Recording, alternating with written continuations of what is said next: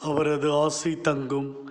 ஆசீர்வதிக்கும் தெய்வமே, மது குழந்தைகளாய் எங்களை என்றும் நீர் ஆசீர்வதிக்கவே விரும்புகிறீர். எவ்வளவுதான் கஷ்டங்கள் கவலையில் சிக்கி தவித்தாலும் உம்முடைய ஆசீரை நாடி ஓடி வரும் பொழுது எங்களுக்கு அது நிறைவாகவே கிடைக்கிறது. எங்களை ஆசீர்வதிக்க நீர் காத்திருக்கும் தெய்வமாகவே இருக்கிறீர் சுவாமி.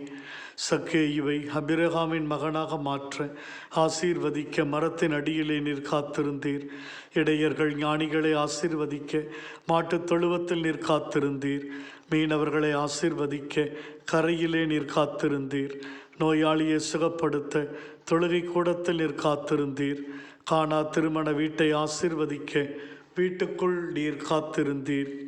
ஆண்டவரே, மத ஆசீர்வங்கள் குடும்பத்தில் தங்கட்டும். நிம்மதியில்லை, பிரச்சனைகள், கோபம், பிடிவாத குணம், சண்டை, எத்தனையோ குறைபாடுகளில் மத்தியிலே வாழ்கிறோம்.